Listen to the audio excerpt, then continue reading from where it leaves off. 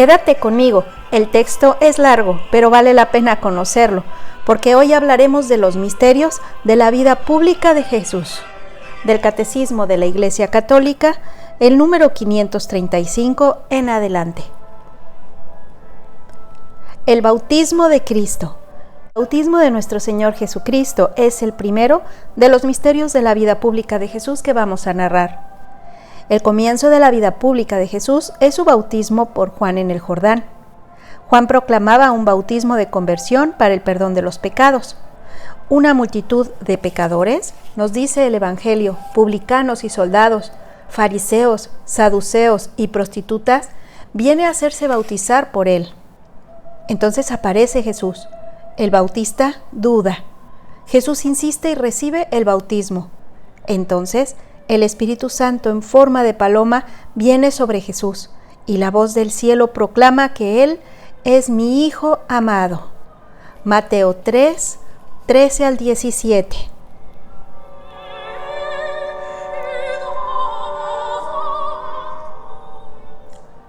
Es la manifestación de la epifanía de Jesús como Mesías de Israel e Hijo de Dios. El bautismo de Jesús, por su parte, es la aceptación y la inauguración de su misión de siervo doliente. Se deja contar de entre los pecadores. Es ya el Cordero de Dios que quita el pecado del mundo. Juan 1:29. Anticipa ya el bautismo de su muerte sangrienta.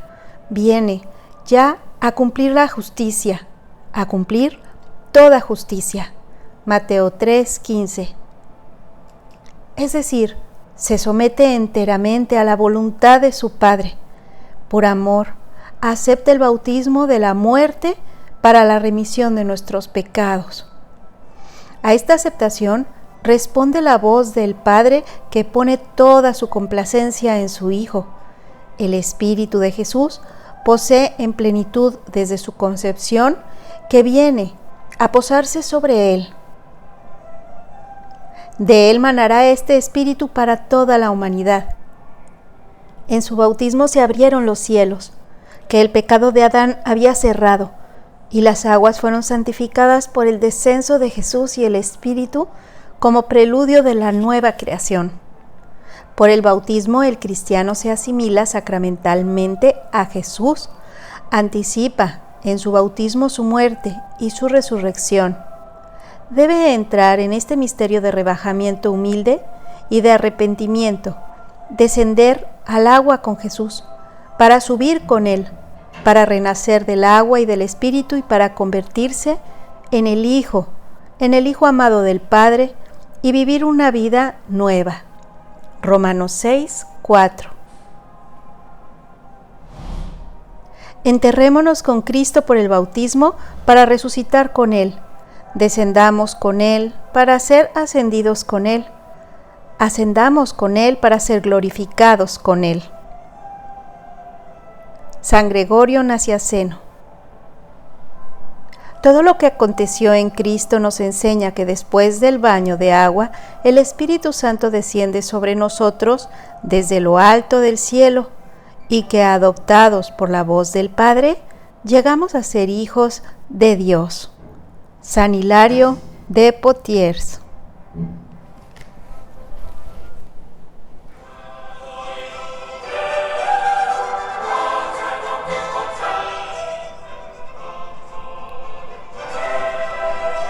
Las tentaciones de Jesús en los evangelios nos hablan de un tiempo de soledad de Jesús, que estuvo él en el desierto inmediatamente después de su bautismo por Juan.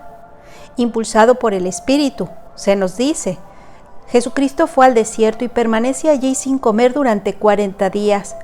Vive entre los animales y los ángeles le servían. Al final de este tiempo, Satanás le tienta 3 veces tratando de poner a prueba su actitud filial hacia Dios. Jesús rechaza estos ataques que recapitulan las tentaciones de Adán en el paraíso y las de Israel en el desierto.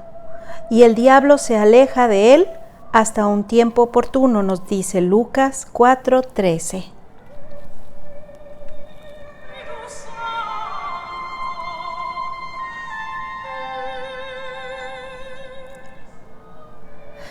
Los evangelistas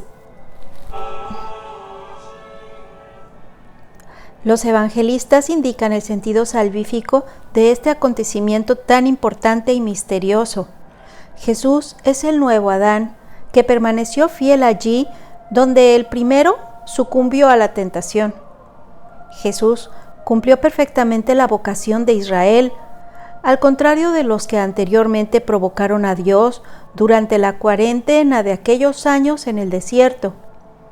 Cristo se revela como siervo de Dios, totalmente obediente a la voluntad divina.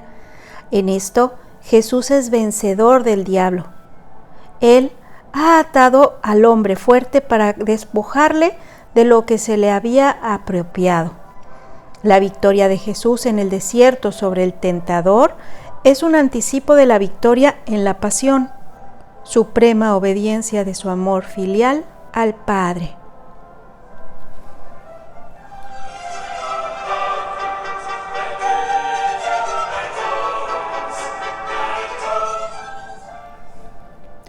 La tentación de Jesús manifiesta la manera en que es el ser del Mesías, el Hijo de Dios, en oposición a la que le propone Satanás y a la que los hombres y ese tentador le quieren atribuir. Por eso Cristo ha vencido al tentador en beneficio nuestro, pues no tenemos como sumo sacerdote que no pueda compadecerse de nuestras flaquezas, sino probado en todo, igual a nosotros, excepto en el pecado. Hebreos 4:15.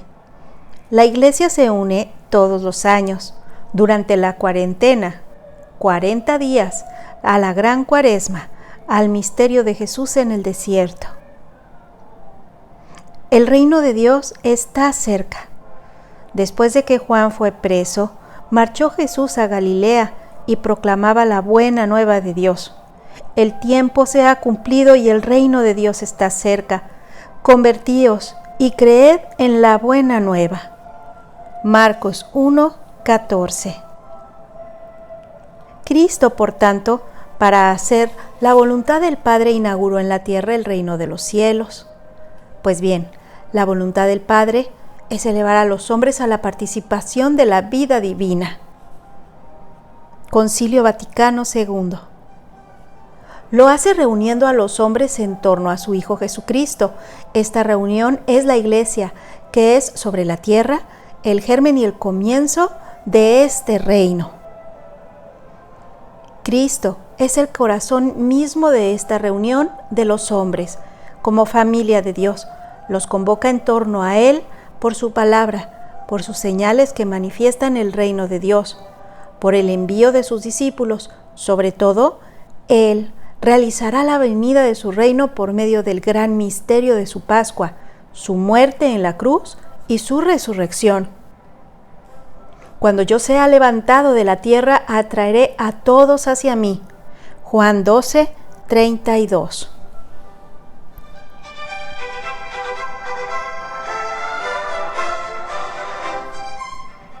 Esta unión con Cristo es en la que estamos llamados todos los hombres. El anuncio del reino de Dios. Todos los hombres están llamados a entrar al reino, anunciado en primer lugar a los hijos de Israel. Este reino mesiánico está destinado a acoger a los hombres de todas las naciones. Para entrar en él es necesario acoger la palabra de Jesús. El Concilio Vaticano II nos dice: la palabra de Dios se compara con una semilla sembrada en el campo. Los que la escuchan con fe se unen al pequeño rebaño de Cristo que han acogido el reino. Después, la semilla por sí misma germina y crece hasta el tiempo de la siega.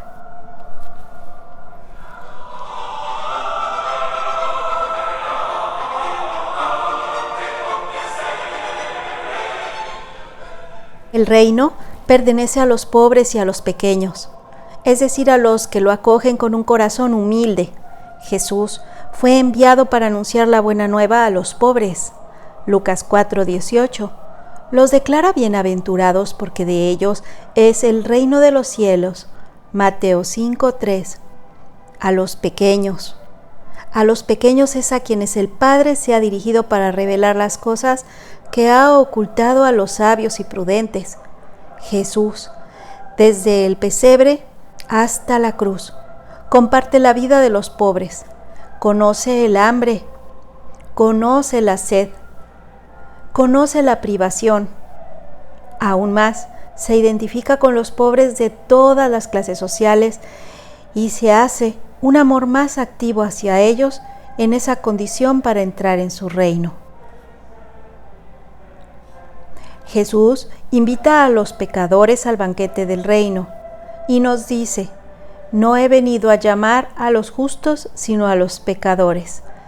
Marcos 2:17. No he venido a llamar a justos, sino a pecadores. Esta invitación es una invitación a la conversión, sin la cual no se puede entrar en el reino, pero les muestra de palabra y con hechos la misericordia sin límite de su Padre hacia ellos, la inmensa alegría, la alegría en el cielo por un solo pecador que se convierta. Lucas 15:7.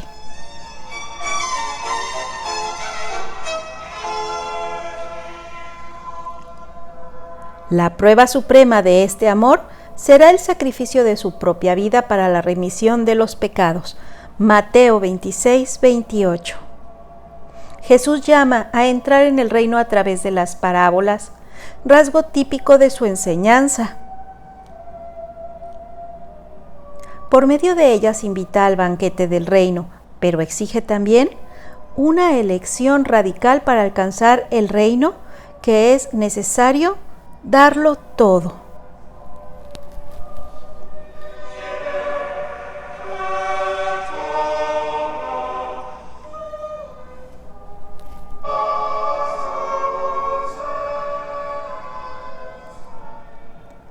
Las palabras no bastan, hacen falta las obras.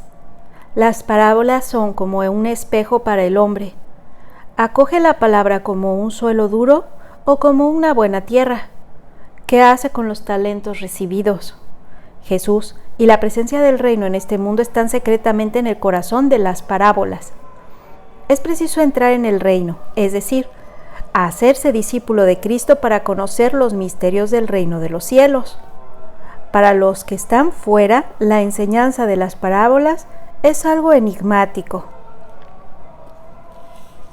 Jesús acompaña sus palabras con numerosos milagros y prodigios y signos.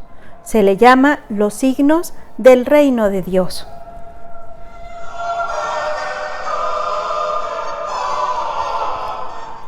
Ellos atestiguan que Jesús es el Mesías anunciado.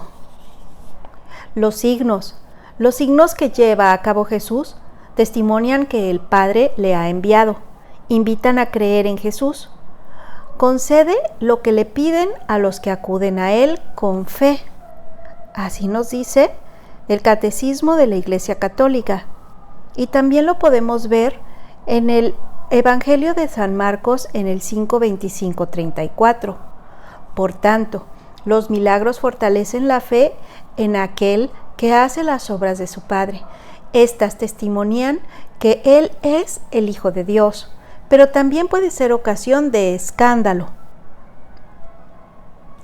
No pretenden satisfacer la curiosidad ni los deseos mágicos.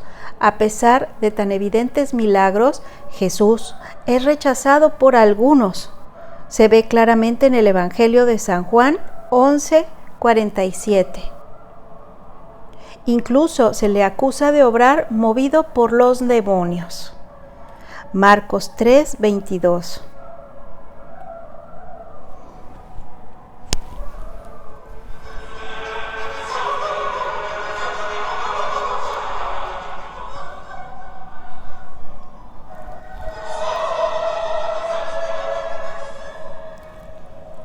Al liberar a algunos hombres de los males terrenos, como el hambre, la injusticia, la enfermedad y la muerte, Jesús realizó unos signos mesiánicos. No obstante, no vino para abolir todos los males de aquí abajo, sino para liberar a los hombres de la esclavitud más grave, la del pecado, ¿Qué es el obstáculo que nos impide esa vocación de hijos de Dios a causa de todas las servidumbres humanas? Por eso, la venida del reino de Dios es la derrota del reino de Satanás. Pero si por el Espíritu de Dios expulsó ya a los demonios, es que ha llegado a vosotros el reino de Dios. Mateo 12:28. Los exorcismos de Jesús liberan a los hombres del demonio, de los demonios, anticipan la gran victoria de Jesús sobre el príncipe de este mundo. Por la cruz de Cristo será definitivamente establecido el reino de Dios. Dios reinó desde el madero de la cruz.